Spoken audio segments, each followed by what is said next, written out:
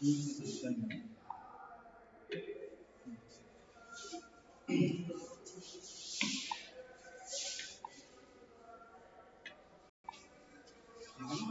चलो आज हम फिर जिस तरह हमने अपने पहले 3 संबंधों का अध्ययन कर लिया है, प्रशासनिक संबंध हो या विधायी संबंध, अब हम उसके आगे चल रहे हैं। अब हम जो देखने जा रहे हैं वो है हमारे वो है फाइनेंशियल रिलेशंस। ठीक है,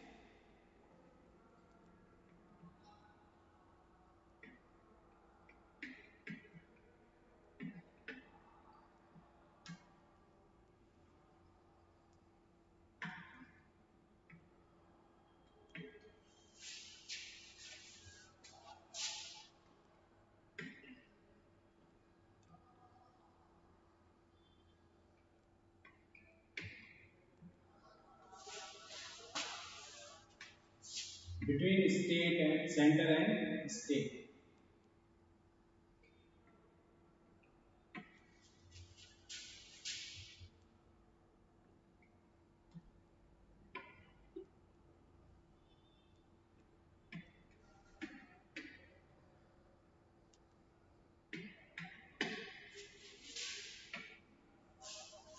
ठीक है, तो बात कर लेते हैं इसकी। तो जो ये हमारे संविधान के जो तीसरा केंद्र राज्य संबंधों को ध्यान में रखते हुए या उनको स्वीकार्यता के रूप में अगर देखा जाए तो 3 संबंधों को स्वीकार किया गया था, और इन 3 संबंधों में हमने संघात्मक शासन व्यवस्था में केंद्र और राज्यों की सरकारों के बीच विधायी और प्रशासनिक संबंधों का अध्ययन कर लिया था, या उनके जो विभाजन था उसकी चर्चा कर ली थी।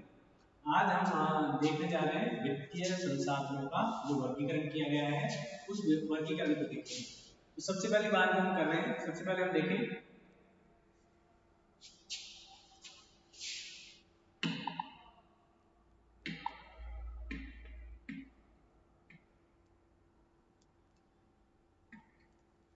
वो है संविधान के किस भाग में इसका वर्णन किया। तो संविधान का जो भाग 12 है,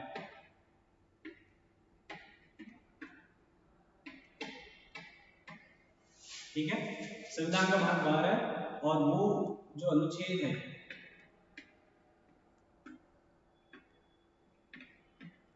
वो अनुच्छेद है 268 से लेकर 268 से लेकर 293।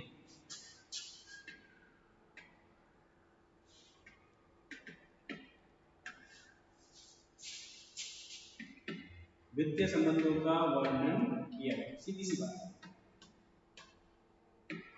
तो ये जो वित्तीय संबंध है, ये वित्तीय संबंध हमारे लिए उसी प्रकार से महत्वपूर्ण है जिस प्रकार से हमारे परिवार के खुद के जो मामले होते हैं उनकी अगर हम बात करते हैं तो वो मामले भी उतने ही महत्वपूर्ण है जितने की वो, बस फर्क कितना है, वो हमारे घर के मैटर है आर्थिक, और वो जो बात कर रहे हैं हम, ये जो मैटर है ये मैटर है देश का और स्टेट।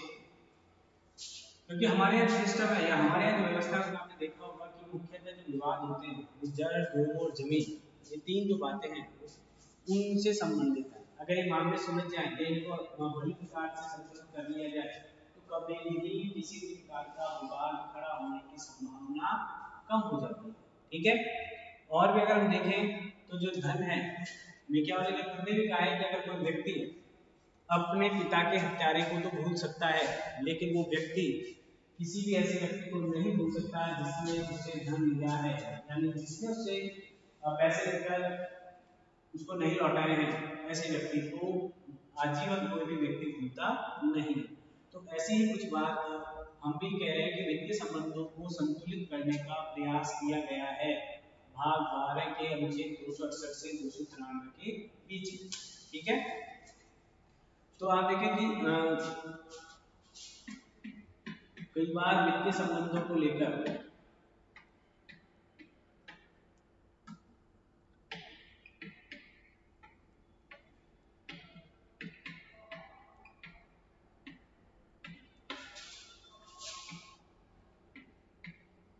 केंद्र और राज्य के मध्य तनाव की स्थिति आ जाती है।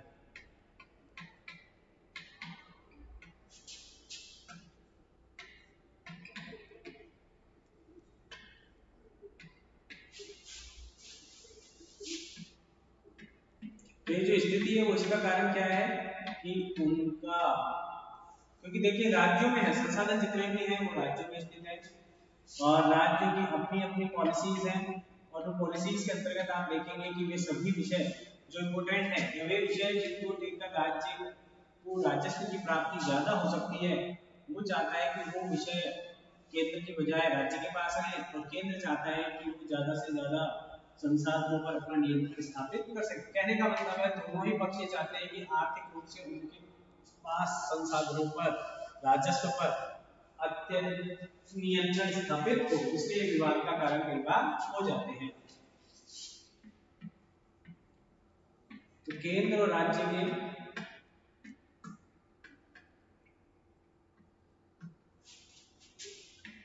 मध्य जो वित्तीय संबंध है, प्रशासनिक संबंध है, ये मैंने क्रम उल्टा कर दिया है, और जो वित्तीय संबंध है,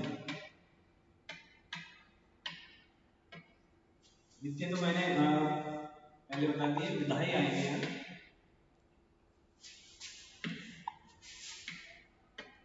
विधायी जो संबंध है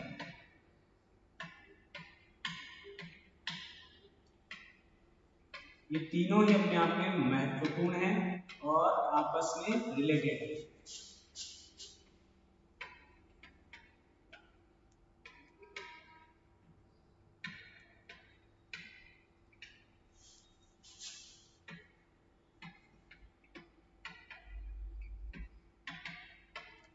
महत्वपूर्ण होने के साथ साथ अंतः संबंधित भी है।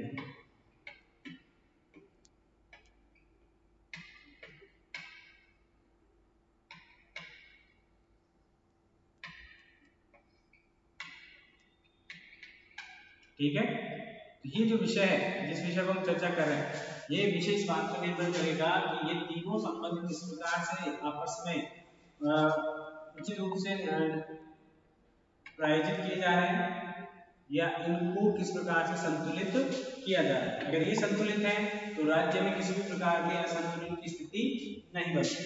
ठीक है, तो पहली बात तो हमने देखी भाग 12 नीचे क्वेश्चन से 293 के बीच। अब आगे चलते हैं, इनके मध्य जो विषय है उस विषय के अंतर्गत हम देखें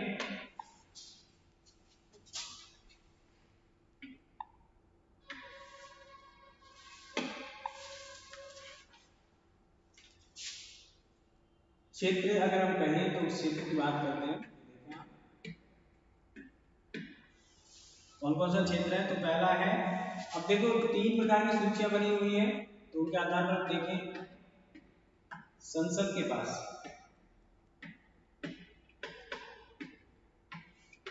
संघ सूची है, वैसे तो मुख्य रूप से तो या प्राथमिक आधार रूप से देखें तो संघ सूची, और उस संघ सूची के जो 13 विषय हैं, संघ सूची के 13 विषय जिन पर कर निर्धारण करने की शक्ति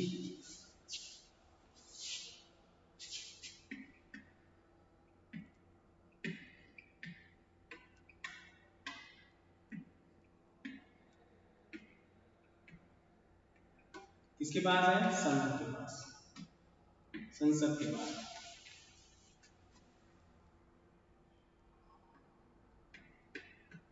ठीक है, और इनमें जो मुख्य विषय हैं वो है सीमा शुल्क, निगम कर, इस तरह के जो कर थे वो।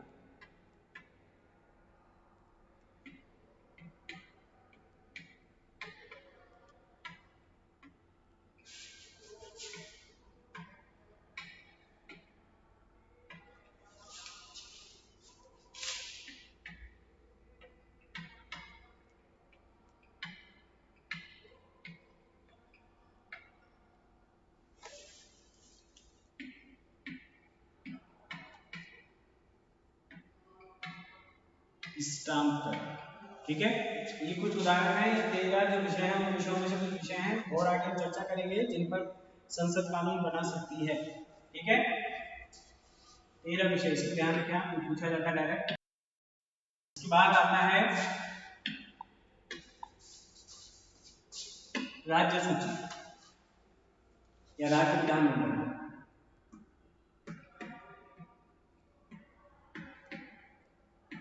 राज्य विधानमंडल जिसके अंतर्गत हमने बात कर ली है कौन कौन शामिल होते हैं, तो उस राज्य विधानमंडल के अंतर्गत जो विषयों की संख्या है राज्य सूची के वो है 18।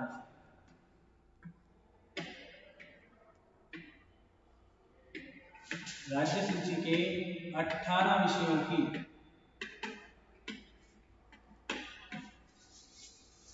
विषयों पर कर निर्धारण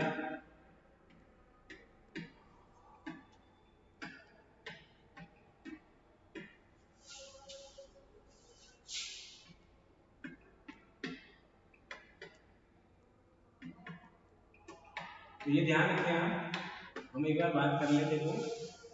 3 तरह की सूचियां हैं, उन 3 तरह की सूचियों में जो 2 प्रकार के विषयों का वर्गीकरण किया गया है उसमें आपने देखा भी इसमें देखें आप तो इसमें किया गया है 13 विषयों के अंतर्गत, और उन 13 विषयों के अंतर्गत इनमें ये विषय शामिल थे। ठीक है, संघ सूची में जिन पर संसद डायरेक्ट कानून बना सकती है। वहीं पर राज्य विधानमंडल की जो राज्य सूची है उसके जो 18 विषय हैं उन 18 विषयों पर कर निर्धारण करने की शक्ति राज्य विधानमंडल को प्रदान की गई है। यानी ये बनाएगा यहाँ पर कर से संबंधित जो भी कानून है, और इनमें शामिल हैं एक तो टोल टैक्स पथ कर जिसको कहते हैं,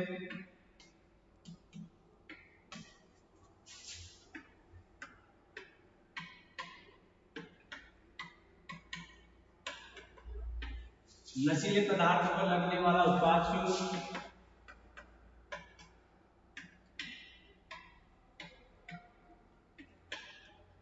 आदि जो विषय हैं इन विषयों पर कानून कर निर्धारण करने का अधिकार राज्य सरकार के विधानमंडल को दिया गया। ठीक है, आगे चले। अब ये जरूरी है कि यहाँ पर आप जिस चीज को समझ रहे हैं इसलिए इंडिकेट कर रहे हैं ताकि आपको ध्यान रहे। आगे जो है कि 101 संविधान संशोधन के द्वारा जीएसटी के प्रशासन के लिए संपत्ति सूची के जो विषय हैं उन पर कानून बनाने का अधिकार दोनों को दिया गया, राज्य हो और संघ हो। ठीक है, तीसरी जो सूची आती है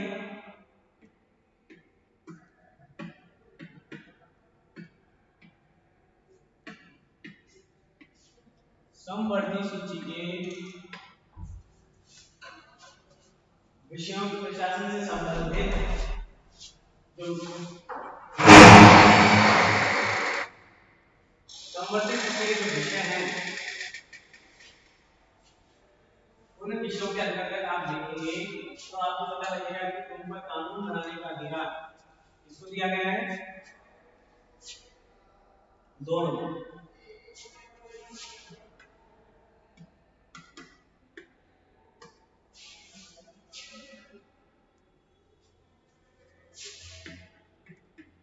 एक सौ 1वां अमेंडमेंट जीएसटी के प्रशासन के संदर्भ में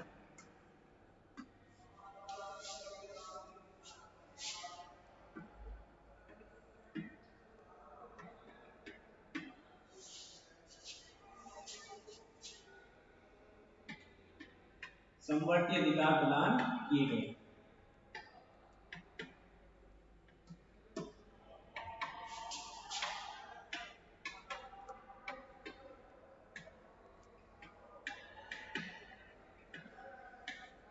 ठीक है,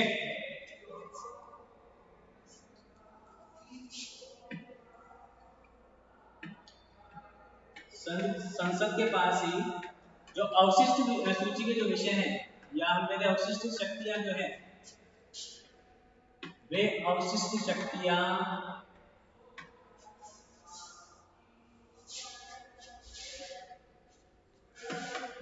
समाई है, यानी संसद के माध्यम से या संसद के द्वारा उनका कानून बनाया जा सकता है। इसके अंतर्गत पहले उपहार कर,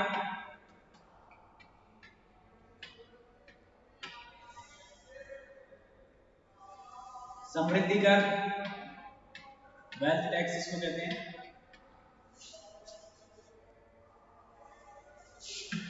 और व्यय कर, इस तरह के करों का निर्धारण किया गया है। ठीक है,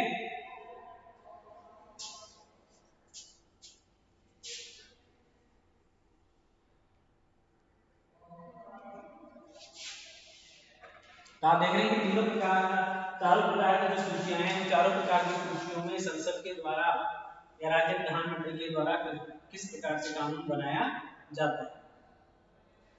आगे चलते हैं, देखो राज्यों और केंद्र के बीच, राज्य और केंद्र के बीच किस तरह का वर्गीकरण किया गया है। राज्यों और केंद्र के बीच राजस्व के वितरण को लेकर किस प्रकार के प्रावधान है या वर्तमान में क्या स्थिति है, उस स्थिति की तरफ हम चर्चा कर रहे हैं, क्योंकि दोनों के मध्य बंटवारा होना चाहिए और वो किस तरह से होगा, उसके संबंध में क्या प्रावधान किए गए। केंद्र व राज्य के मध्य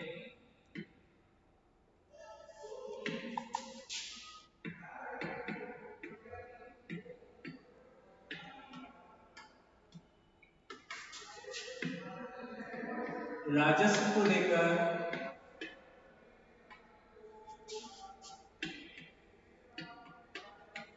जो वर्तमान में जो नियम है, उन नियमों या स्थिति के बारे में चर्चा की गई।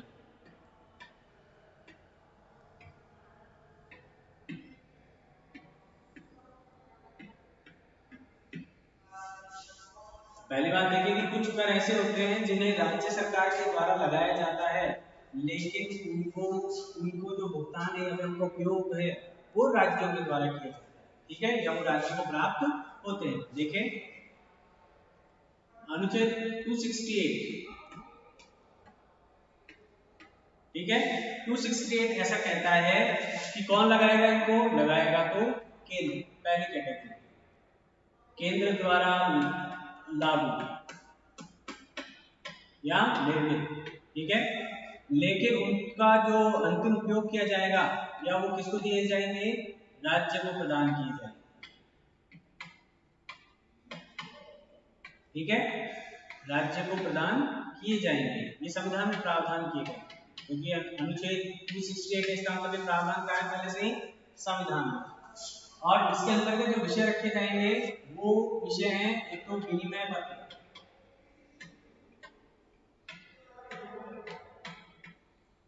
चेक, बीमा, शेयर या अन्य किसी प्रकार का जो अंतरण होगा, स्थानांतरण होगा धन का या किसी भी अन्य चीज का, उस पर लगने वाला स्टाम्प शुल्क, स्टाम्प शुल्क लगाया जाएगा, उगाया जाएगा केंद्र के द्वारा, लेकिन बांटा जाएगा किसको, राज्य को। ऐसा कहता है अनुच्छेद 268। ठीक है, एक एक करके हम चल रहे हैं कि वर्तमान में इनके राजस्व के वितरण के संबंध में क्या प्रावधान किए गए हैं। आगे चलें, नेक्स्ट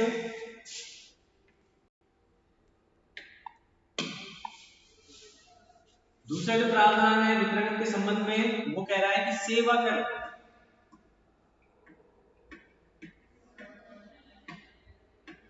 सेवा कर जो है वो केंद्र सरकार के द्वारा लाया जाता है, जैसे कि हमने बात की थी अभी 268 में।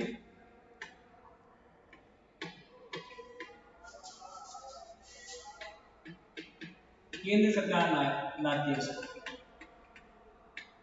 ठीक है, लेकिन इसका उपयोग दोनों करते हैं,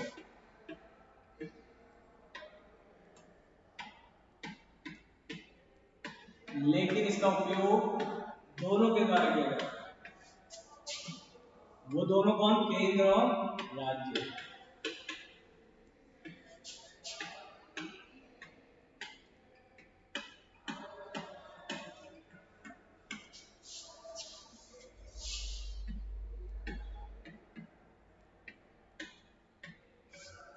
ठीक है, ये अनुच्छेद आ गया 268A और ये संविधान संशोधन के द्वारा परिवर्तन किए गए। अब इसके संबंध में जो नियम बनाती है वो बनाती है संसद। ठीक है, अब देखिए अंतरराज्यीय जो व्यापार है, आपने देखा होगा एक राज्य से दूसरे राज्य में, आपने कहीं पर लिखा भी होगा नेशनल परमिट, स्टेट परमिट, इस तरह का। तो अंतरराज्यीय जो व्यापार और वाणिज्य है,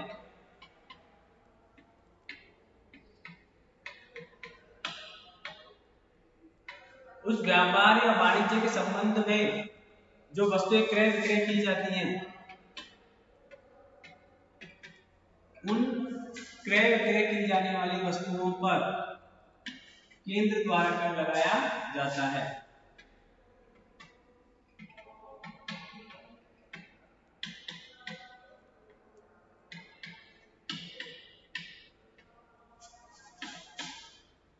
केंद्र द्वारा कर लगाया जाता है।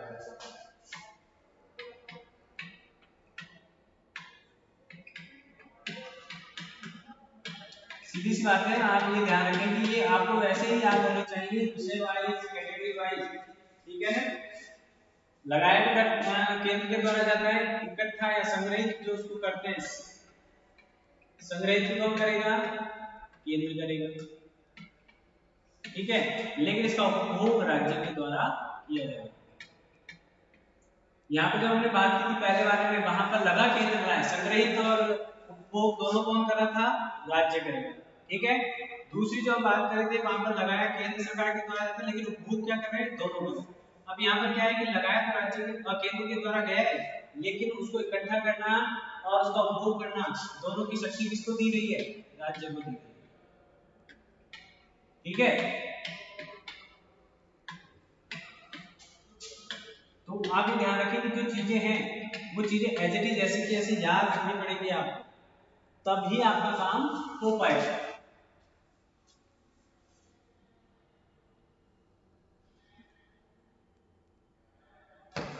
आगे चले, एक जो कैटेगरी है वो कैटेगरी है कि जो आगे जो काम मैं बताने जा रहा हूं वहां पर जो करों का संग्रह होगा, करों का उपभोग होगा या करों का किसी भी तरह से एकत्रीकरण होगा, वो तीनों चारों जो चीजें हैं जिसके द्वारा की जाएंगी? केंद्र का, राज्य के द्वारा। राज्य ही उन चीजों में उन विषयों से संबंधित एकत्रीकरण का काम करेगा। देखें, चौथा जो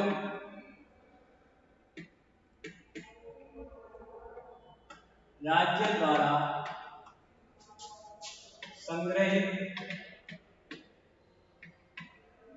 यानी आप गांधी ने इकट्ठा करना, उसका कलेक्शन करना, आरोपित यानी हुकूस जो किया जाएगा राज्य के द्वारा, और उसका जो यूज किया जाएगा उस राशि का, वो किसके द्वारा किया जाएगा? राज्य के द्वारा। ऐसे जो कर है उनमें एक तो आता है भू राजस्व, जब हमने सेकंड जो क्षेत्र पढ़ा था उसके अंतर्गत कृषि आय पर जो कर लगता है वो,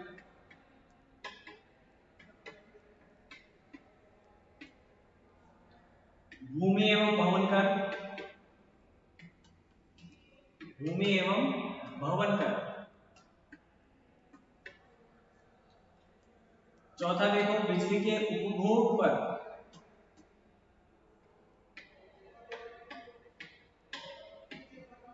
बिजली के उपयोग एवं बिक्री पर।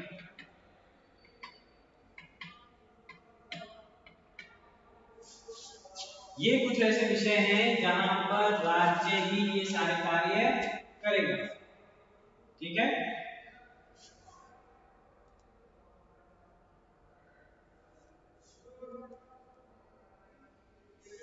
तो ऐसे करते करते आप जाएंगे तो ये 18 विषय आ जाएंगे। कितने विषय यहाँ पर? 18।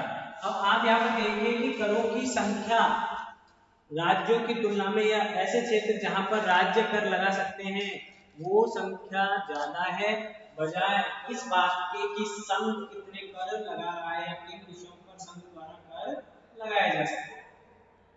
तो इसका मतलब ये नहीं कि राज्यों के पास करते करते ज्यादा टैक्स आ जाता है। ये विषय संख्या में ज्यादा जरूर है, लेकिन इन पर जो लगने वाला जो कर है वो कर इतना ज्यादा नहीं होता।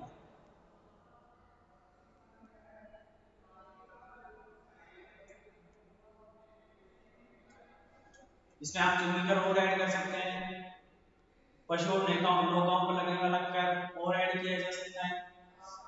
ठीक है, संपदा कर जिसको कहते हैं, वेल्थ टैक्स,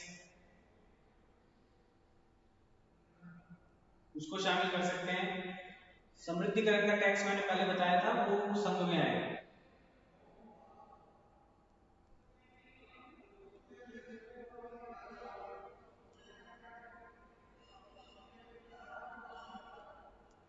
यानी जो चार कैटेगरी थी, उन चार कैटेगरी में से हमने चारों देखी। पहली कैटेगरी तो थी जिससे संघ को राजस्व की प्राप्ति होती है, जिसके अंतर्गत अपने निगम कर, सीमा शुल्क, निर्यात शुल्क, कृषि भूमि को छोड़कर अन्य कोई अगर संपदा है तो उस पर लगने वाला संपदा शुल्क, विदेश लोन जो होते हैं, फॉरेन लोन, वे रेलवे, रिजर्व बैंक, शेयर बाजार, जितने भी सब्जेक्ट हैं, ये सारे संघ के अंतर्गत आते हैं जो कि अर्थ से जुड़े हुए हैं। ऐसे राज्य के राजस्व स्रोत थे, प्रति व्यक्ति का एग्रीकल्चर लैंड पर जो कर लगता है वो, वेल्थ टैक्स, भूमि कर और भवनों पर लगने वाला कर, बिजली के उपयोग और बिक्री पर जो लगता है कर वो, वाहनों पर लगने वाली चुंगी वो, ये पूरी तरह से राज्य के टैक्स हैं। एक कैटेगरी हमने देखी जो संघ आरोपित करता है, संग्रहित भी करता है, लेकिन वो राज्य को सौंप दिए जाते। ऐसे थे उत्तराधिकार पर टैक्स, कृषि भूमि पर टैक्स, रेल, समुद्र, वायु, इनके द्वारा ले जाने वाले माल और यात्रियों पर कर, रेल भाड़ों और वस्तु भाड़ों पर लगने वाला कर। ठीक है, समाचार पत्रों पर जो विज्ञापन आते हैं वो भी संघ द्वारा लगने वाले टैक्स के अंतर्गत आते हैं, लेकिन उनकी पूर्ति राज्य को कर दी जाती है।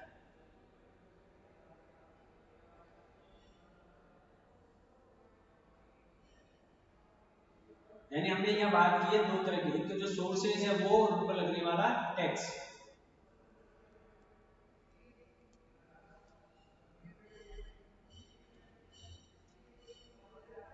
अब आगे चलते हैं।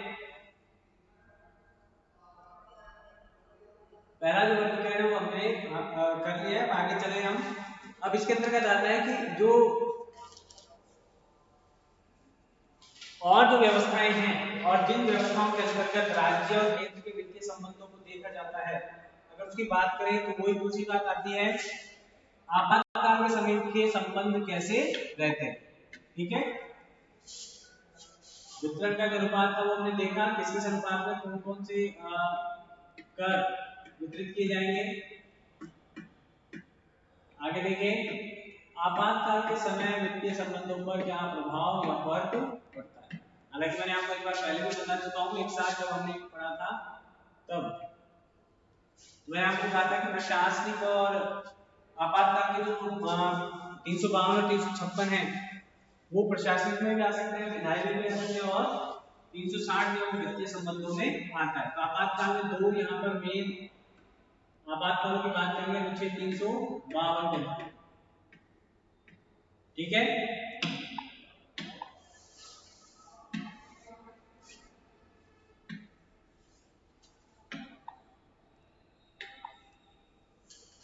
तो अनुच्छेद 352 क्या कहता है कि केंद्र और राज्यों के बीच जब ये आपातकाल लग रहा होता है, जब ये आपातकाल लागू होगा,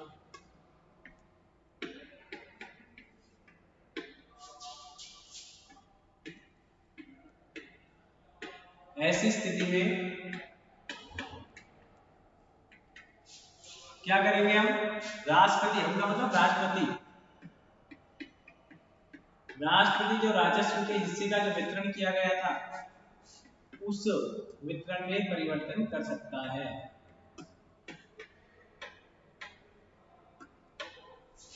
केंद्र और राज्यों के मध्य जो राजस्व वितरण है उसमें परिवर्तन करेगा। देखो थोड़ा सा हो सकता है आपको थोड़ा सा अलग लग रहा हो, थोड़ा सा टफ लग रहा हो, या थोड़ा सा ऐसे लग रहा हो पता नहीं क्या पढ़ रहे हैं, समझ में आ रहा नहीं आ रहा। दिक्कत क्या है कि इसी लैंग्वेज में इसी तरह से आपको लिखा गया है वहां पर कि राष्ट्रपति केंद्र और राज्यों के मध्य जो राजस्व का वितरण किया गया, यानी पैसे की जो आमदनी हुई है उसका जो विभाजन किया गया है, धन का जो बंटवारा किया गया है, उसके जो नियम सामान्य काल में थे उन नियमों में इस आपातकाल के समय क्या कर देगा, वो परिवर्तन कर देगा। ठीक है,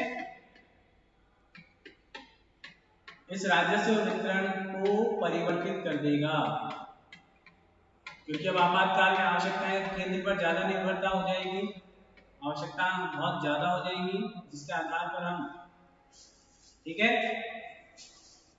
परिवर्तित कर सकता है, तो करना भी चाहिए, उन आपात परिस्थितियों की ये आवश्यकता होती है। लेकिन अब सबसे बड़ी बात क्या ध्यान रखनी है आपको, ये जो परिवर्तन होता है उस समय, यह परिवर्तन चाहे आपातकाल मई में समाप्त होगा, लेकिन यह परिवर्तन पूरे वित्तीय काल तक लागू रहेंगे। यह परिवर्तन, या मैं कहूं ये जो वित्तीय परिवर्तन हुए, ये वित्तीय परिवर्तन पूरे वित्तीय वर्ष तक क्या रहेंगे, लागू रहेंगे, वित्तीय वर्ष तक क्या रहेंगे, लागू।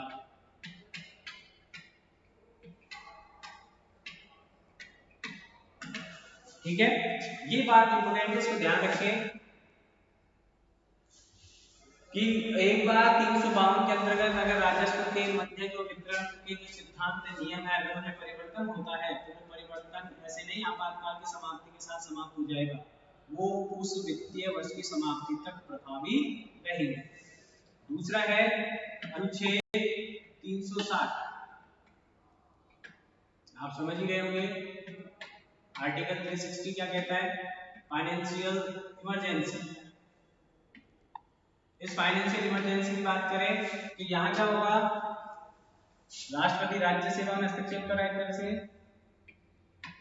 राज्य सेवा के जो कर्मचारी हैं या नियोजित व्यक्ति हैं उनके वेतन भत्ते कम करने का,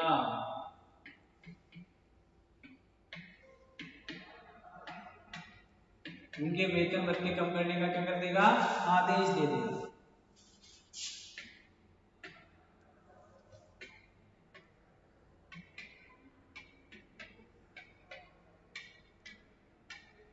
ठीक है, आगे और दूसरा जो देखो राज्य सेवा में जो कर्मचारी हैं उनके वेतन भत्तों को कम करने का निर्देश दिया जा सकता है, और धन से संबंधित विधेयक हो चाहे वित्त विधेयक हो,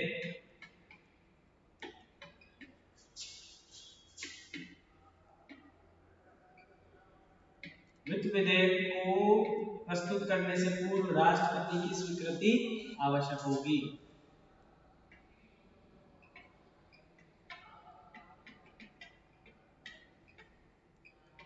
राष्ट्रपति की सहमति के लिए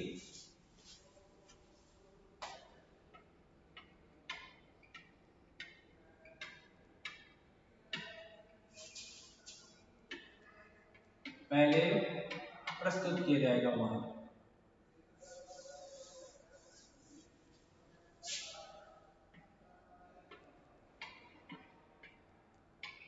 ठीक है, अपने आप में वित्तीय नियंत्रण हो गया राज्य के ऊपर। ठीक है, राज्य के द्वारा इन प्रावधानों का पालन किया जाएगा अगर किसी प्रकार का कोई आर्थिक आपातकाल वहां पर लागू किया गया है तो।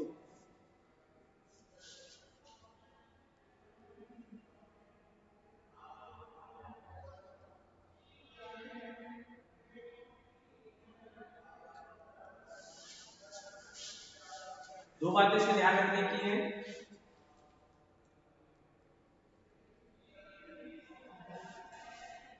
एक तो ये बात कि आप वहां उस वित्तीय वर्ष तक उन्हें क्या करेंगे, लागू करेंगे।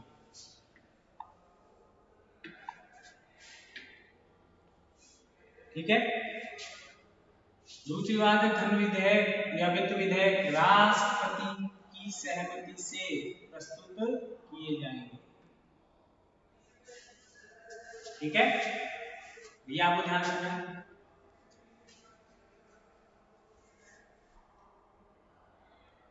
इसके अलावा अगर आप देखेंगे तो यहां पर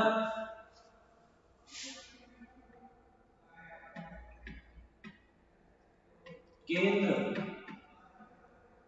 राज्य को निर्देश दे सकता है।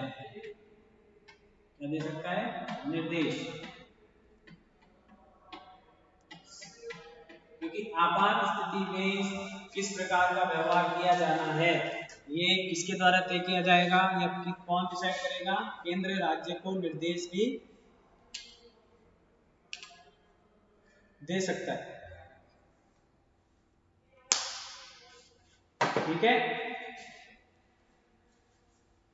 अब आगे चलते हैं। जो दूसरी हमारी जो बात है उसको देखते हैं।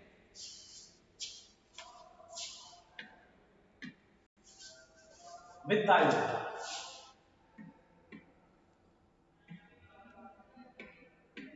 Finance commission.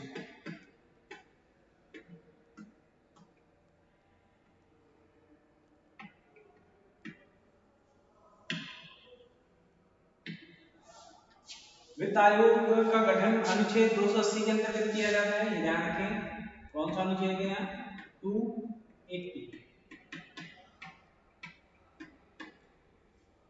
अब ध्यान देने योग्य बात और भी है कि यहाँ आप ये ध्यान रखें कि जो अनुच्छेद है 280 वो वित्त आयोग के संदर्भ में व्यवस्था करता है। जो वित्त आयोग है उसका जो मेन कार्य होता है वो कराधान राज्य और केंद्र के मध्य राजस्व का वितरण किस प्रकार से किया जाएगा उसकी व्यवस्था करता है।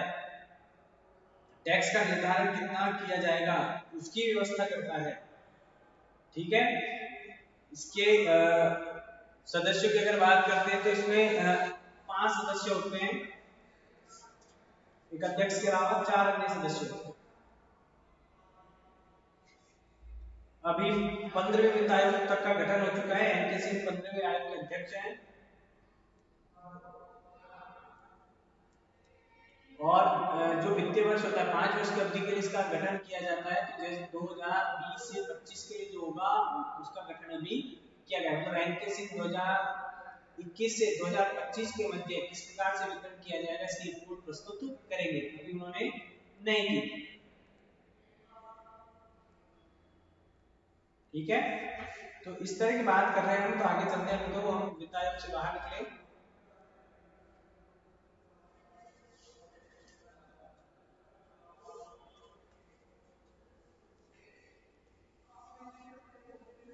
वित्त आयोग के संबंध में आपको जो बातें जाननी है वो ध्यान करें एक बार।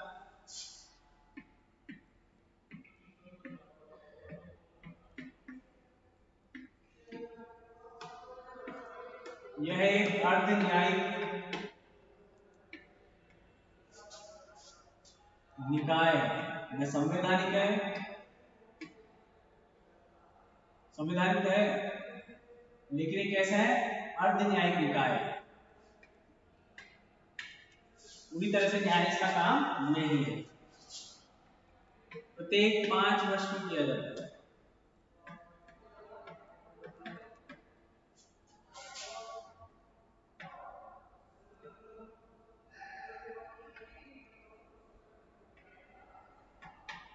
इसका गठन किया जाता है।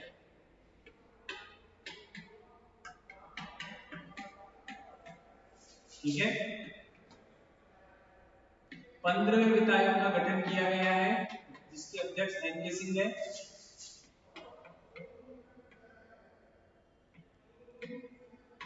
जिसके अध्यक्ष है एनके सिंह। गठन किया जाता है राष्ट्रपति के द्वारा।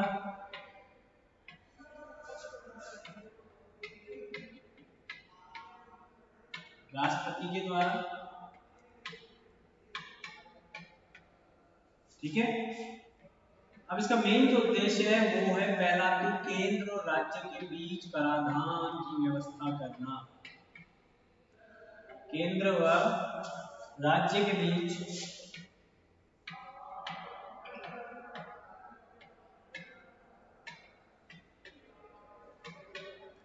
इसकी व्यवस्था करना, कराधान की।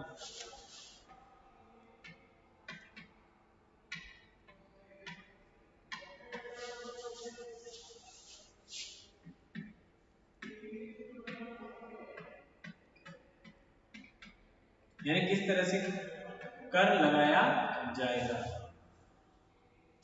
और उसके अलावा राज्यों के बीच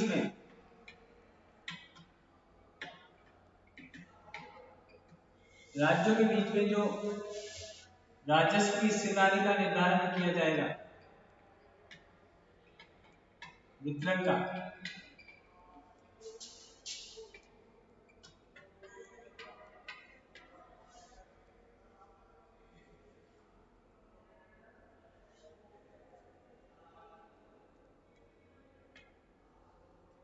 कौन सी नीति की बात करेंगे हम उससे?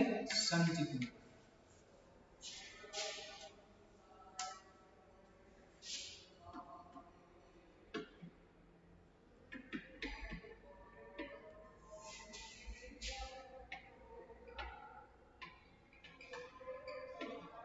यानी जितना भी टैक्स है वो कहाँ जाएगा? संचित निधि में, फिर वहां से डिवाइडेशन होगा उसका, और उससे उसको कहते हैं अनुदान। राज्य को जो केंद्र के द्वारा दिया जाएगा धन राजस्व वितरण में, जो उसकी हिस्सेदारी है, वो कहलाएगा संचित निधि से दिया गया अनुदान। मतलब कहने का मतलब है टैक्स क्या लगाया जाएगा, टैक्स लगाने के बाद उसका वितरण किस अनुपात में किया जाएगा, इसकी बात की जाती है वित्त आयोग के द्वारा।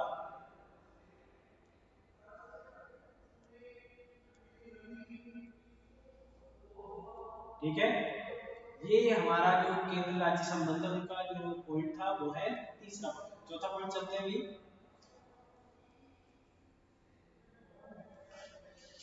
उस चौथे पॉइंट को देखें आप।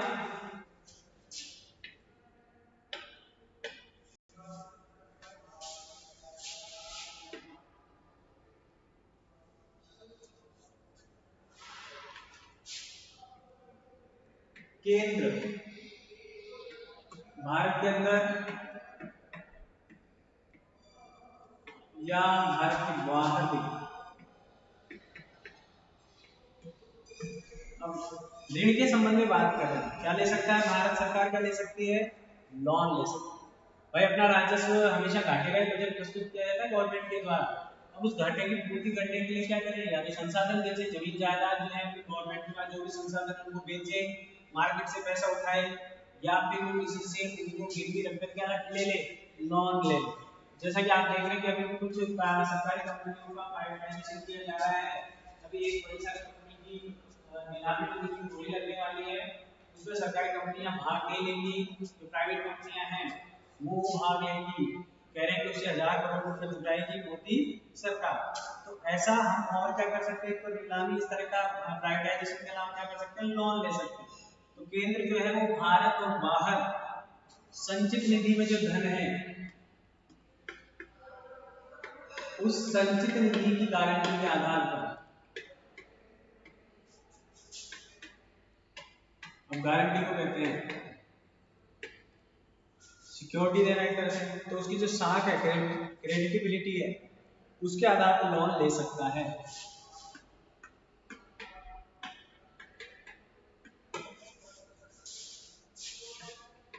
गारंटी देकर क्या ले लेगा? ऋण ले लेगा।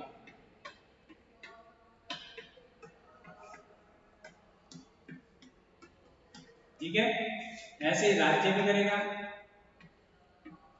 राज्य भारत में राज्य की जो संचित निधि है, राज्य की संचित निधि के अंतर्गत संचित निधि की गारंटी देकर या उसकी गारंटी के आधार पर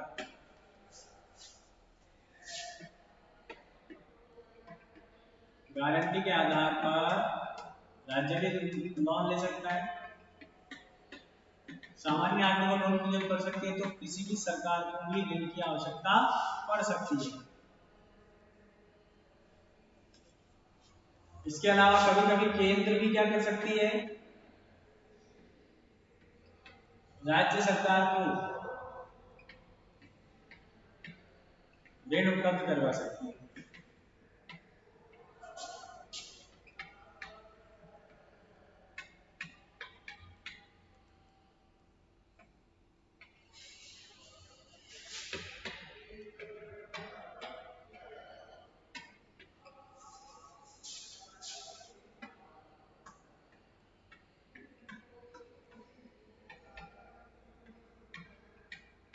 शर्तों के आधार पर ध्यान रखें, कुछ शर्तें इम्पोज की जा सकती है, शर्तें लागू, ठीक है, ये ध्यान रखें। तो इस तरह से ये जो लॉन का मैटर है दोनों राज्यों के बीच में वो इस प्रकार से निर्धारित किया जा सकता है। केंद्र सरकार खुद भी लोन ले सकती है और केंद्र सरकार राज्यों को भी लोन दे सकती है और राज्य सरकारें खुद भी अपनी संचित दोनों ही सरकारें संचित पूंजी के आधार पर लोन प्राप्त करने की व्यवस्था कर सकती हैं, ठीक है। अभी जो लोन है वो लोन अब जब आप हमको एशिया डेवलपमेंट बैंक जो है वो भी देता है, विश्व बैंक वर्ल्ड बैंक की जो संस्थाएं हैं वे संस्थाएं भी लोन उपलब्ध करवाती है, राज्य सरकारें भी लोन लेती है, ठीक है, केंद्र सरकार भी लोन लेती है। तो ये जो लोन लेने की जो प्रक्रिया है इसके आधार पर भी केंद्र राज्य संबंधों का निर्धारण किया जाता है, ठीक है।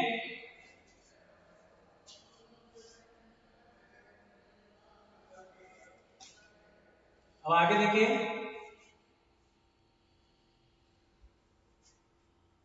आगे जो आखिरी पॉइंट है उसको देखें आप, वो संबंधित है हमारे यहाँ करों से मुक्ति के लिए, यानी करों से किस प्रकार की छूट प्राप्त की जा सकती है या करों से किन किन परिस्थितियों में आप चुकाने से मना कर सकते हैं, ठीक है।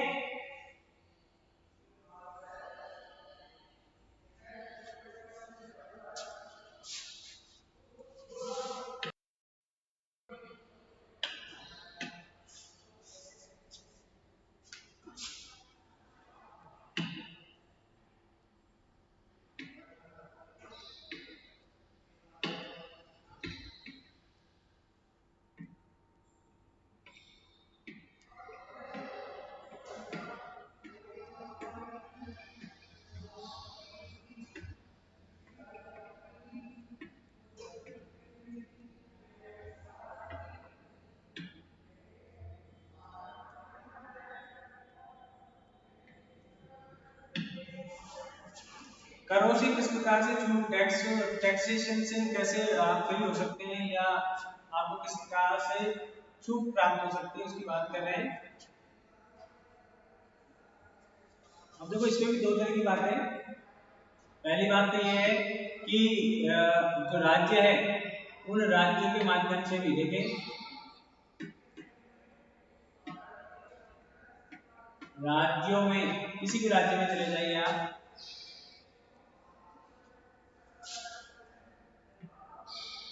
केंद्र सरकार के संस्थानों को या संपत्ति या संस्थाओं को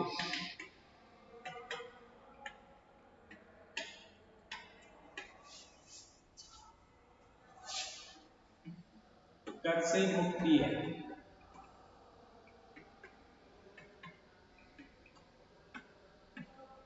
ठीक है। दूसरी बात ध्यान देखें, दूसरी बात आती है किससे संबंधित, राज्यों को भी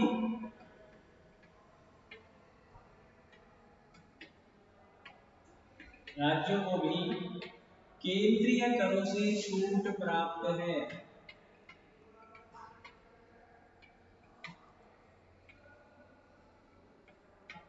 यानी इसका मतलब सीधा सीधा क्या हो गया कि केंद्र राज्य से कर नहीं ले सकते और राज्य केंद्रों से कर नहीं ले सकते,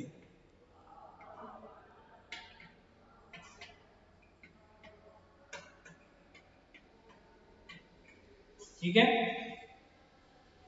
अब जो बात आती है वो बात ये आती है कि एक डिफरेंट बात है, वो किससे संबंधित है, वापस राज्य से संबंधित,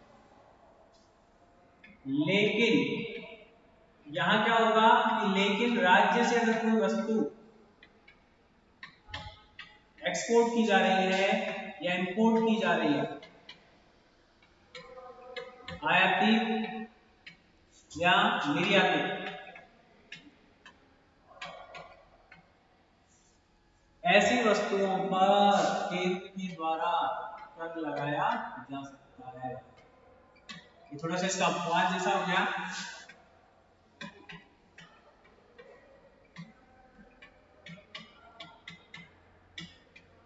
लगाया जा सकता है, जरूरी नहीं है लगाए, लेकिन केंद्र चाहे तो ऐसे पदार्थों पर क्या लगा सकता है, टैक्स लगा सकता है।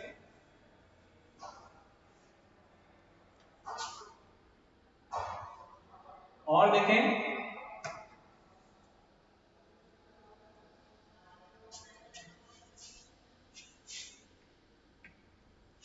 संसद किसको दे रखा है, राइट, संसद को। संघ की बात करें,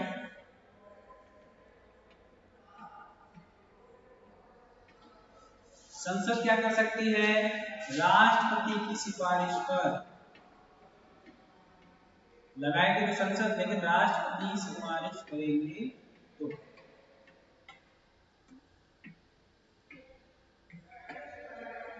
राष्ट्रपति की सिफारिश पर विशिष्ट प्रकार का कर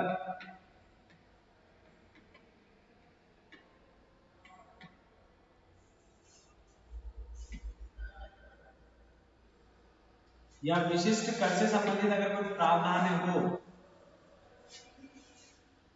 किसी वितरण राशि के संबंध में, राज्यों को हो या किसी अन्य को, वितरण राशि से संबंधित कोई बात हो या विधेयक हो या किसी शुल्क को लेकर,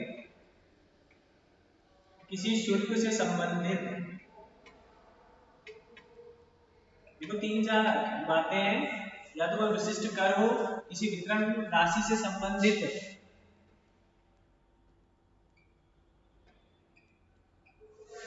वितरण राशि से संबंधित कोई विधेयक हो या किसी नए शुल्क से संबंधित कोई विधेयक हो, तो ऐसे विधेयक प्रस्तुत करेगी।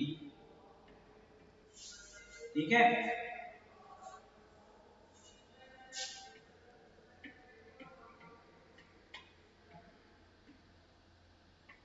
यानी बिना राष्ट्रपति की सहमति के किसी भी प्रकार का विशिष्ट प्रकार का कर नहीं लगाया जा सकता। ये बात ध्यान कर लें आप।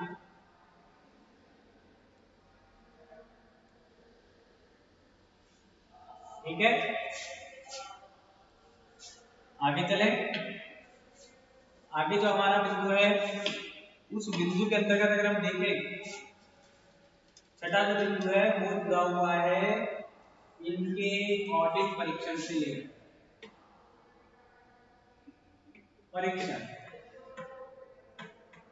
अब देखो, आय और व्यय सही मामलों में हो रहे हैं या नहीं हो रहे, आय कम तो नहीं, या आय ज्यादा तो नहीं, या आय के आंकड़े राज्य केंद्र से नहीं छुपाए और केंद्र राज्यों से नहीं छुपाए, तो ऐसी स्थिति में क्या किया जाएगा कि उनकी ऑडिट कराई जाएगी। और ये ऑडिट कौन करेगा, सीएजी के माध्यम से, कंट्रोलर एंड ऑडिटर जनरल जिसको कहते हैं। इसकी जो नियुक्ति है वो की जाती है कैबिनेट की सिफारिश पर।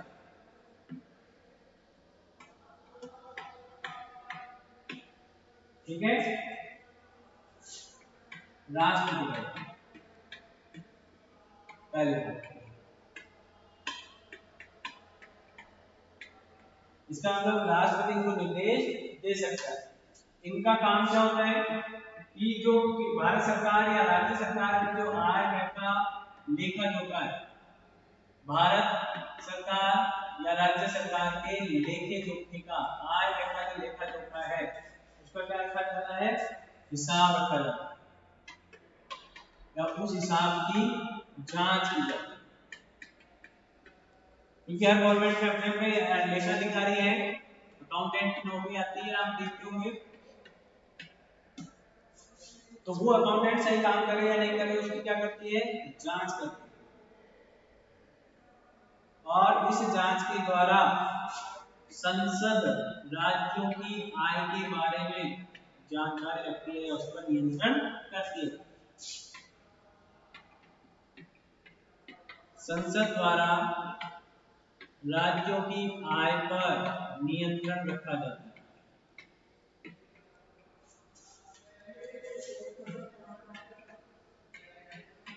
नियंत्रण मतलब जानकारी रखना, ये भी जब इसकी समस्याएं आएंगी वित्तीय संबंधों को लेकर इसमें भी चर्चा करेंगे इस बात पर। ठीक है, परीक्षण कौन करेगा? सीएजी। कौन करता है? राष्ट्रपति इसकी नियुक्ति करता है। मेन काम क्या है? राज्य सरकार के या भारत सरकार के आय व्यय संबंधी जो खाते हैं, हिसाब है, उनकी जांच करना। ठीक है, उनमें किसी प्रकार की जो कमी रह जाती है तो उस कमी को क्या करना? उजागर करना। ये मुख्य काम किया जाता है किसके द्वारा? सीएजी के द्वारा।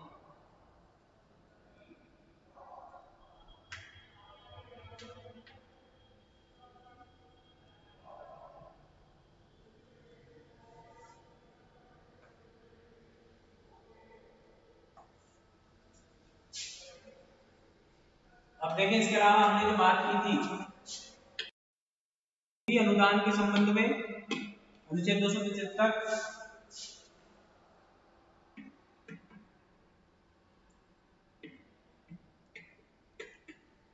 सहायता अनुदान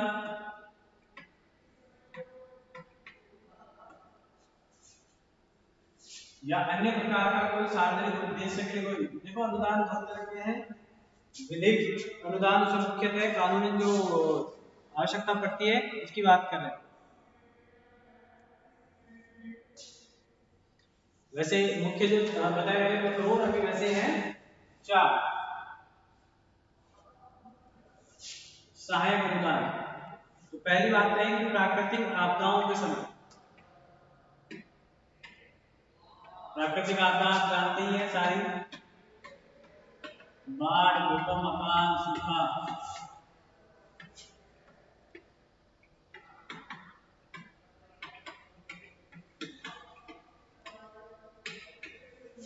ये जो व्यवस्थाएं हैं, इन समस्याओं ऐसी स्थिति में राज्यों की जो हेल्प की जाती है, राज्यों की जो मदद की जाती है, वो इस अनुदान के अंतर्गत आ सकती है। केंद्र के द्वारा राज्यों की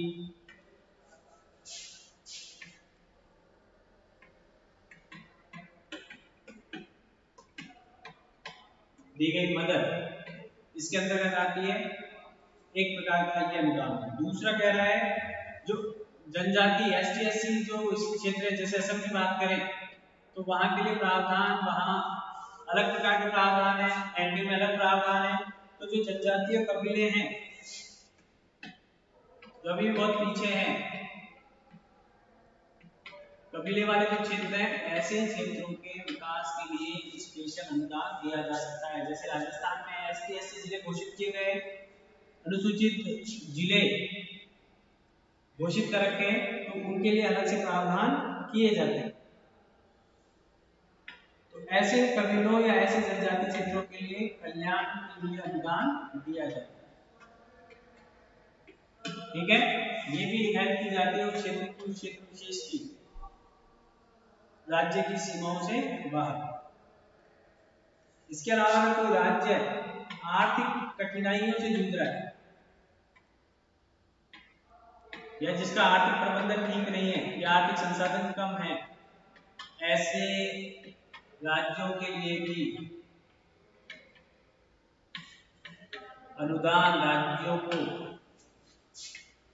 केंद्र के द्वारा उपलब्ध करवाया जाए।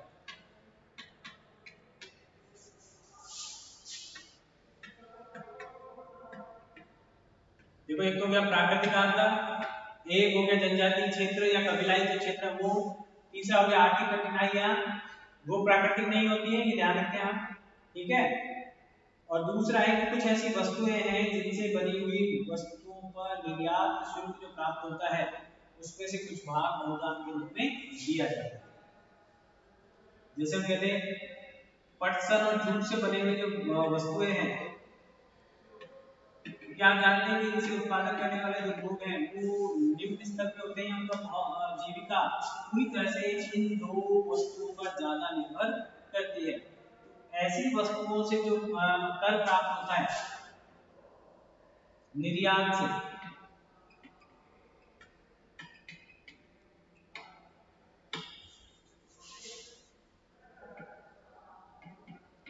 अब इन वस्तुओं का विशेष नाम लिख देते हैं। इस वजह से निर्यात करने में, अगर इनसे बनी संबंधित वस्तुओं का निर्यात करते हैं, उसे किसी प्रकार के राजस्व की प्राप्ति होती है, तो ऐसे राजस्व प्राप्ति में कुछ भाग इन व्यक्तियों को उपलब्ध करवाया जाता है। तो इस तरह से सहायता अनुदान कहते हैं सार्वजनिक उद्देश्य को प्राप्त करने के लिए जो अनुदान दिया जाता है, अनुदानों को 4 कैटेगरियों में रखा गया है, और 4 कैटेगरी में रखने के बाद वो परिस्थितियां बताई गई हैं जिन परिस्थितियों के आधार पर केंद्र राज्यों की आर्थिक सहायता करता है, और भारतीय जो संघात्मक व्यवस्था है उसके मूल उद्देश्य को भी बराबर करता है। ठीक है, देखो आज हम संवैधानिक प्रावधान पढ़े। संवैधानिक प्रावधान के अंतर्गत इस प्रकार से राज्यों की मदद की जा सकती है, एक राज्य के द्वारा दूसरे राज्य को, केंद्र के द्वारा अन्य राज्यों की आर्थिक सहायता किस प्रकार से की जा सकती है, क्योंकि भारत के जो सभी राज्य हैं वो सभी प्रकार से आर्थिक रूप से समृद्ध नहीं है। कोई संसाधन की दृष्टि से समृद्ध है, कोई प्रशासन की दृष्टिकोण से समृद्ध है, कोई वहां लगने वाले उद्योग धंधों की दृष्टि से समृद्ध है, कोई पर्यटन की दृष्टि से समृद्ध है। ठीक है, तो प्रत्येक राज्य की आर्थिक परिस्थितियां समान नहीं है, और इन असमान परिस्थितियों में राज्य का जो विकास है वो किसी भी प्रकार से प्रभावित न हो, इसकी व्यवस्था की जाती है केंद्र के द्वारा। और अनुदान अभी हम बात भी करेंगे, अनुदान की क्या दिक्कतें आती हैं। अनुदान जब हम उनकी कमजोरियों को देखेंगे कि क्या क्या विषय ऐसे हैं जिनके आधार पर तनाव क्रिएट होता है आर्थिक क्षेत्र में, तो उनकी बात करेंगे।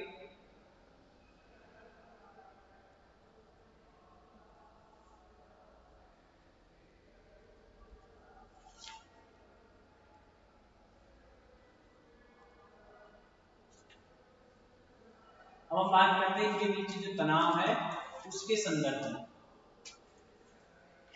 केंद्र और राज्य के मध्य होने वाला तनाव।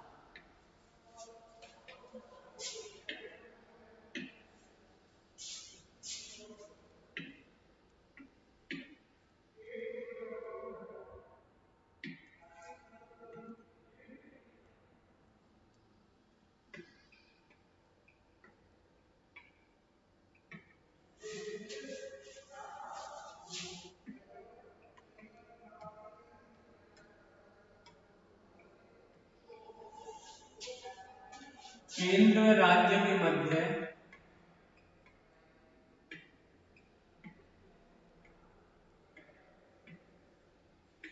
आर्थिक तनाव की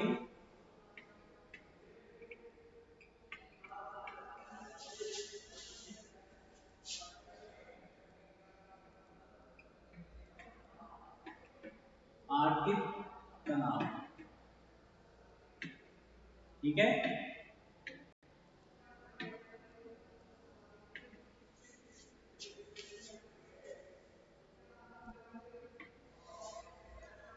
तो इसकी चर्चा करेंगे। तो सबसे पहली बात में देखें आप, यहाँ पर आर्थिक संसाधनों के वितरण से संबंधित जो व्यवस्था है उस व्यवस्था में दो व्यक्ति बहुत महत्वपूर्ण, या दो संस्थान, एक तो हो गया वित्त आयोग, एक तो कौन हो गया, वित्त आयोग। ठीक है, और एक यहाँ पर हो गया, पहले तो योजना आयोग था, अब योजना आयोग की जगह किसने ले ली, नीति आयोग। ठीक है, एक तो हो गया नीति आयोग और एक हो गया वित्त आयोग। ठीक है, तो योजना आयोग और वित्त आयोग के द्वारा जो व्यवस्था की जाती है,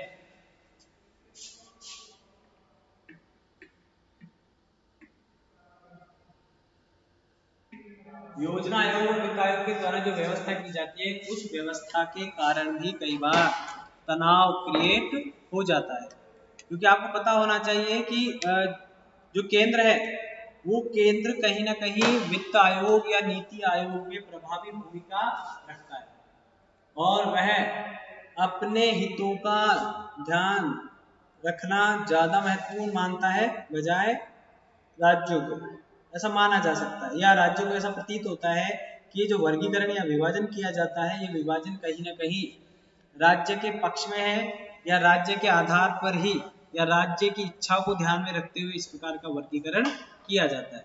या राज्य सामान्यतः कभी कभी आरोप लगा देते हैं कि इस तरह का जो वर्गीकरण किया गया है वो राज्य की इच्छा को ध्यान में रखते हुए केंद्र की इच्छा को ज्यादा ध्यान में रखा जाता है।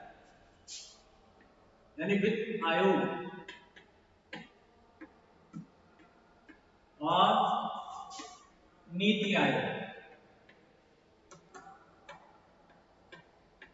पूर्व में योजना आयोग,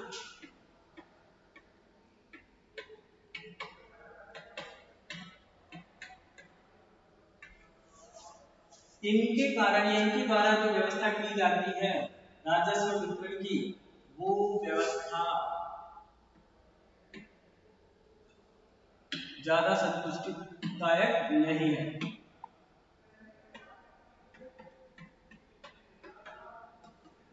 राजस्व वितरण की जो प्रणाली है या जो व्यवस्था है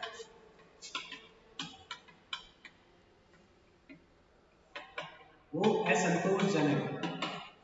क्योंकि असंतोषजनक क्यों है? क्योंकि मैंने भी कारण बता दिया आपको। उन्हें लगता है कि राज्य के विरोध में जुड़ी है, राज्य सोचता है कि मैं केंद्रीय भूमिका में हूं तो मेरे पास संसाधन अधिक होने चाहिए ताकि मैं भारत या संघ की रूप में जो आवश्यकताएं ज्यादा है उनकी परिपूर्ति कर सकूं या उनको भली भांति संभाल सकूं। क्योंकि अगर केंद्र कमजोर होगा तो कहीं ना कहीं राष्ट्र कमजोर होगा।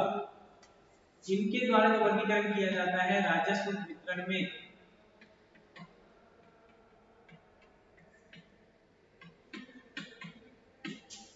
एक भाग शुल्क से मिले, चाहे टैक्सेस से मिले, चाहे आयकर से मिले, उन सबको मिलाकर एक भाग केंद्र के पास जाता है। अब केंद्र के पास जाता है इसका मतलब ज्यादा जा रहा है।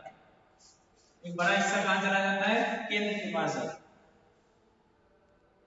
और राज्य की आय का सोर्स क्या हो जाता है? कम हो जाता है। जैसे मैंने पहले बताया था 18 विषय एक तरफ और 13 विषय एक तरफ।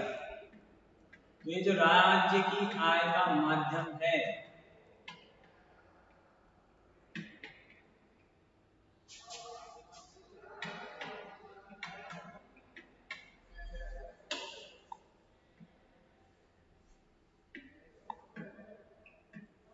राज्य की आय का जो माध्यम है वो कम रह जाता है या राज्य को कम आय प्राप्त होती है। आय कम है तो फिर जो लोक कल्याणकारी जो नीतियां हैं या जो लोक कल्याणकारी जो योजनाएं हैं वे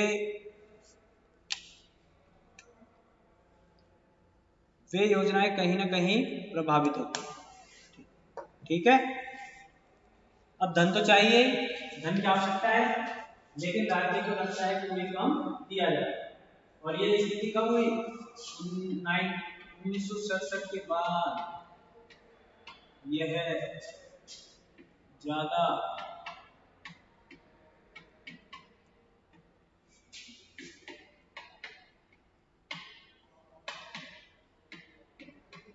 राज्यों की शिकायतों में सबसे बड़ी शिकायत यही रहती है।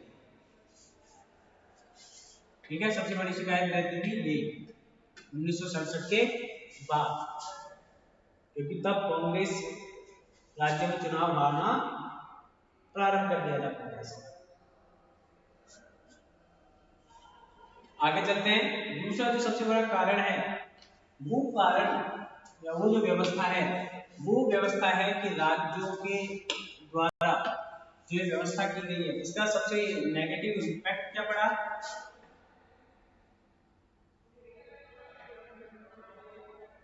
या हम कहते हैं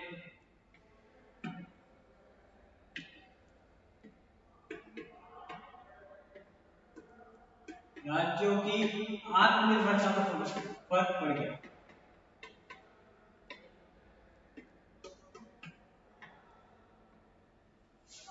तो इसमें देखें आप, सबसे पहली बात ये आ गई कि आप किसी पर निर्भर करते हैं आर्थिक रूप से, तो ये सर्वविदित सत्य है या कठोर सत्य है कि वो आपके व्यापार को प्रभावित करने की कोशिश करेगा या आप उसके अनुसार एक्टिविटीज करेंगे तो वो आपकी सहायता करेगा, ऐसा माना जाता है।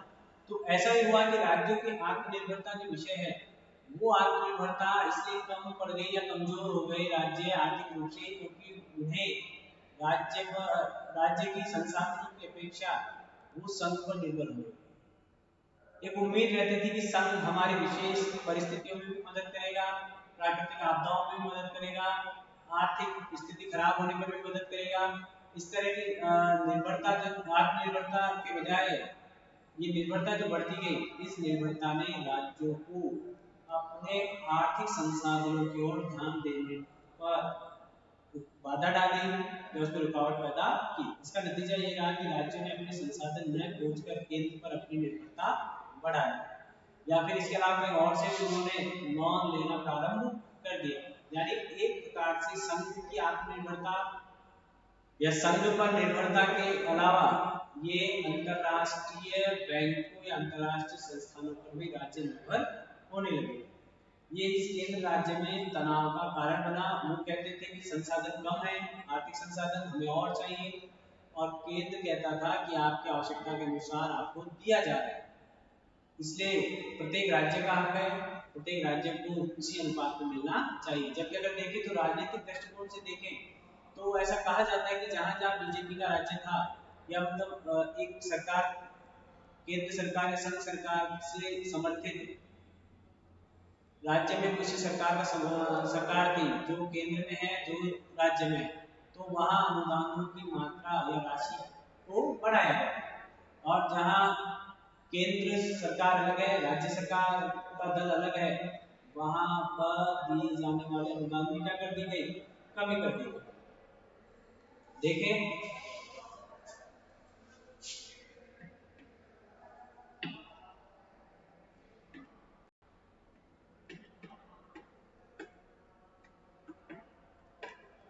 राज्य की आर्थिक निर्भरता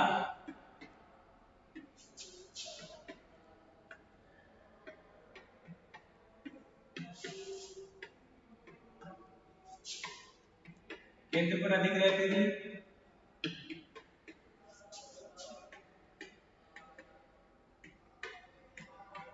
ठीक है, और आप देख सकते हैं कि जो राज्य केंद्र पर निर्भर नहीं है वहां की आर्थिक स्थिति ज्यादा मजबूत है।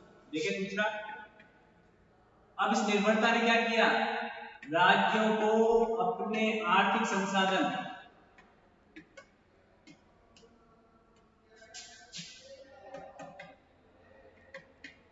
आर्थिक सोर्स जो थे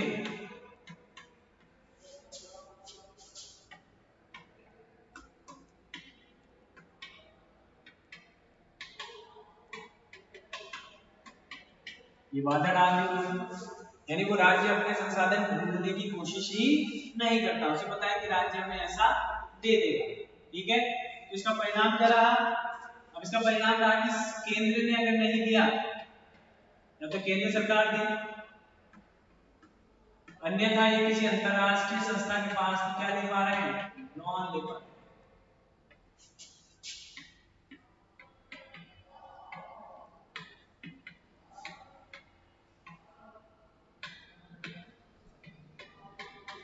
अब आर्थिक निर्भरता केंद्र से अंतरराष्ट्रीय स्तर पर चली गई, तो वहां पर एक तो राज्य की जो इमेज थी वो खराब हो रही है, राष्ट्रीय इमेज खराब हो रही है, और दूसरा इनकी योग्यता या सक्षमता में भी नकारात्मक परिवर्तन आ रहे हैं।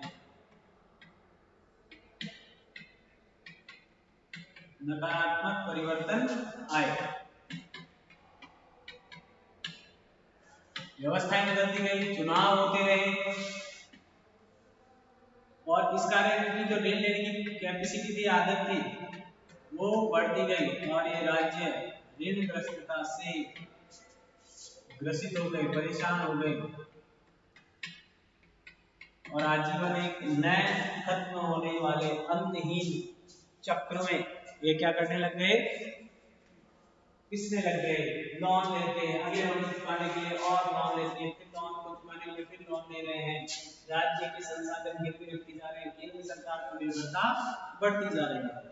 अगर ये ऐसा मानते हैं कि प्रत्येक राज्य को यदि उसके आर्थिक संसाधनों को निर्धारित करने की छूट मिल जाए तो शायद वो भली प्रकार से आर्थिक मामलों का नियोजन कर पाएंगे। ठीक है, ये दूसरी समस्या रही आर्थिक संबंधों में इस प्रकार का वर्गीकरण प्रदेश। ठीक है, आगे चले। वित्त आयोग की भूमिका।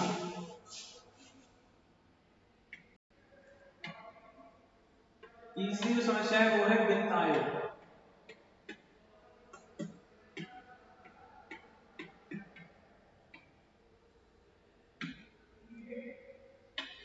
देखो, राज्य वित्त आयोग है, केंद्रीय वित्त आयोग है।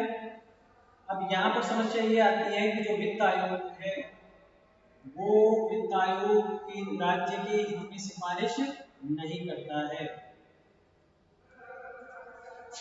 यानी केंद्र से जिस राशि का केंद्र से राज्यों को दी जाने वाली राशि या राजस्व का जो अंश है उस राशि का, वो राशि को बड़ी राशि नहीं है,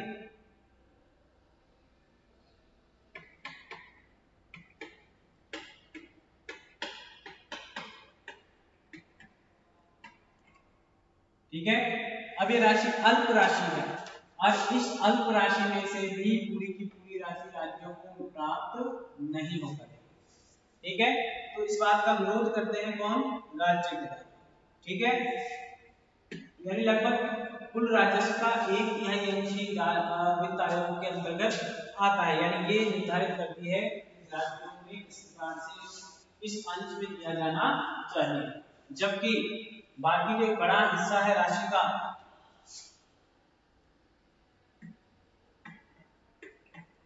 वो वित्त आयोग की कार्यसीमा से बाहर है। राजस्व या आय का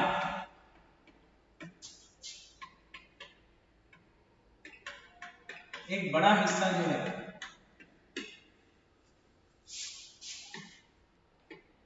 वो वित्त आयोग की सीमा से बाहर है। यानी उसके संदर्भ में वित्त आयोग किसी प्रकार का कार्य नहीं कर सकता या निर्देश नहीं दे सकता। आप समझ गए होंगे, जिस ये सिर्फ एक संतुष्टि देने का प्रयास किया गया है कि हमने राज्यों को इतनी मात्रा में धन दिया है और वहां भी राजनीति हो जाती है, तो वो जिस राज्य को चाहते हैं उस राज्य को वो अनुदान वित्त आयोग की सिफारिश पर प्रदान किया जाता है। ठीक है,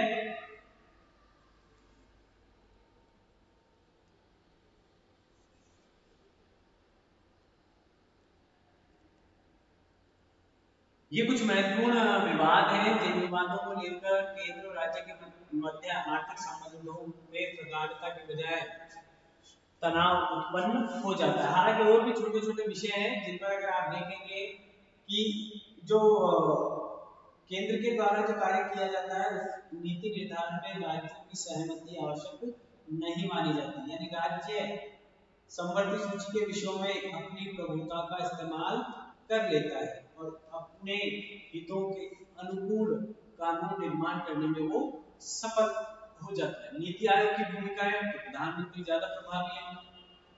ठीक है, वित्त आयोग में जो नियुक्ति होती है हालांकि राष्ट्रपति करते हैं, लेकिन राष्ट्रपति के द्वारा जो नियुक्ति की जाती है वो उतना प्रभावी नहीं होता है, मतलब इतने प्रभावी रूप से काम नहीं कर पाता है। जैसे कि हमने देखा कि सिर्फ 1/3 जो राशि है उस राशि के बारे में वित्त आयोग सिफारिश कर सकता है, जबकि 2/3 जो राशि है वो राशि या उस राशि के संदर्भ में वित्त आयोग द्वारा किसी प्रकार की कोई सिफारिश नहीं की जाती।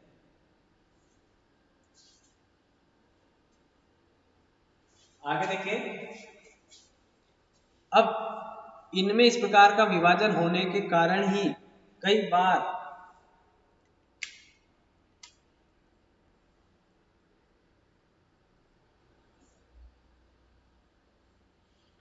क्या होता है कि वो सरकार डिसाइड कर देती है, यानी वित्त आयोग कह देता है कि राज्यों का हिस्सा, जैसे 12वें वित्त आयोग ने कहा कि राज्यों का राजस्व में हिस्सा 30% होना चाहिए।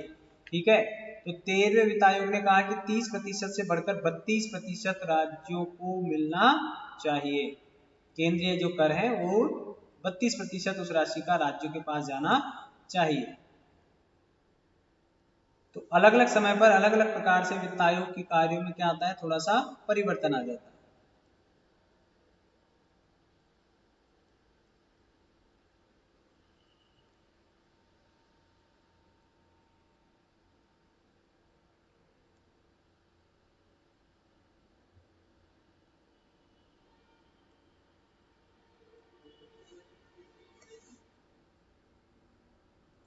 अब अगर आप देखेंगे तो इस प्रकार से जब आप चर्चा करेंगे आगे, तो ये ध्यान रखें कि आपको जब पूछा जाएगा कि बताइए कि किस तरह से आप वित्त केंद्र और राज्य के मध्य संबंधों की चर्चा कीजिए, केंद्र राज्य के मध्य होने वाले किसी विवाद की चर्चा कीजिए। ठीक है, तो उस विवाद के संदर्भ में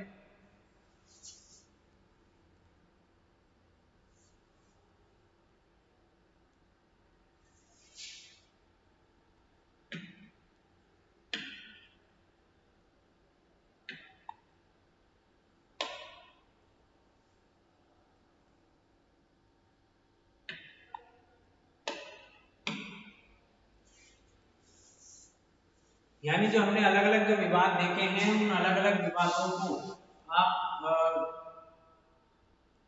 एक साथ भी लिख सकते हैं। केंद्र राज्य संबंधों को आप सूचीबद्ध एक तरीके से एक आधार पर भी कर सकते हैं, और उन विवादों को एक साथ आधार कर सकते हैं, एक साथ सुझाव भी दे सकते हैं, चाहे वो विधायी क्षेत्र में हो, प्रशासनिक क्षेत्र में हो या वित्तीय क्षेत्र में हो। कहने का मतलब ये जो हमने अलग अलग किया है, अगर वो बड़े प्रश्नों में आ जाता है, 150 शब्दों में आ जाता है, तो आप उसी के अनुसार अपने इन विचारों में परिवर्तन कर सकते हैं। ठीक है,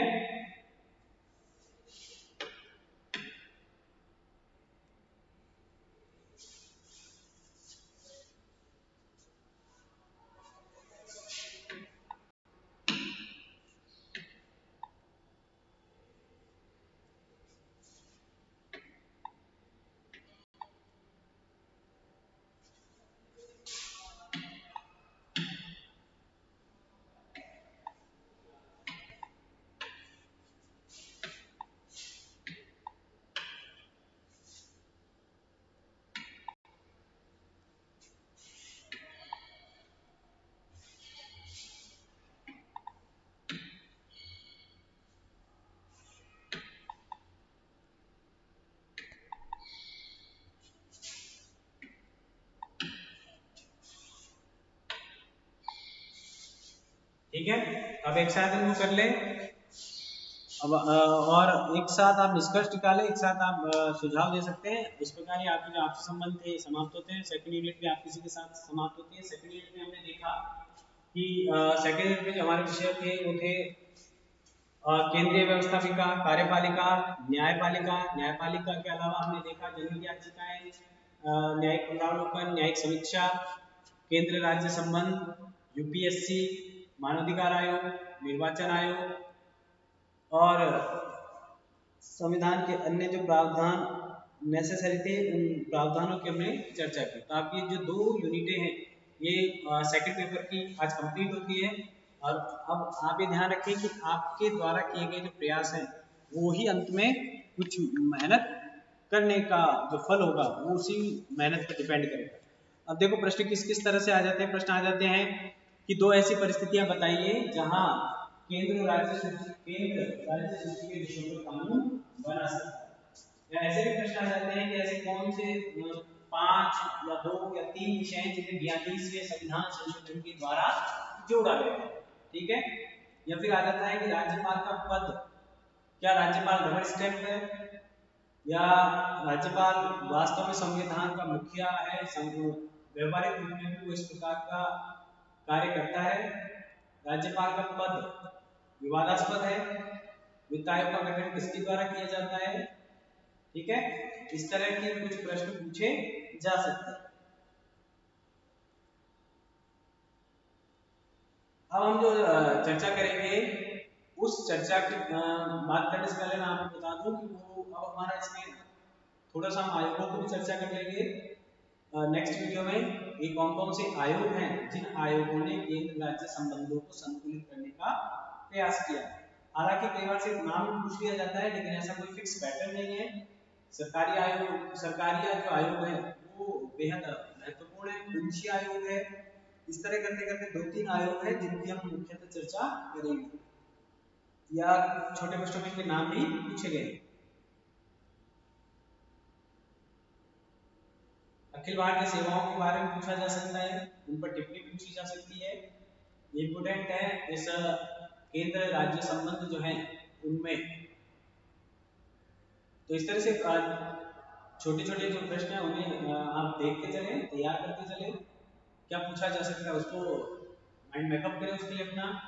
बड़ा तो फिर है ही है, तीनों पूछे जाएंगे। विधायी, प्रशासनिक और वित्तीय संबंधों की आलोचनात्मक व्याख्या कीजिए, या संवैधानिक प्रावधानों को स्पष्ट कीजिए, और या फिर केंद्र और राज्य के मध्य होने जो तनाव के जो बिंदु हैं उनको स्पष्ट करते हुए उसके संदर्भ में कोई सुझाव दीजिए।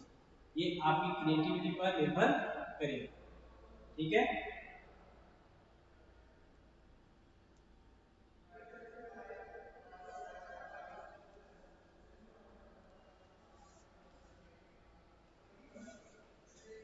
तो अब मिलते हैं अगले वीडियो में जो आयोग बच रहे हैं उनके साथ।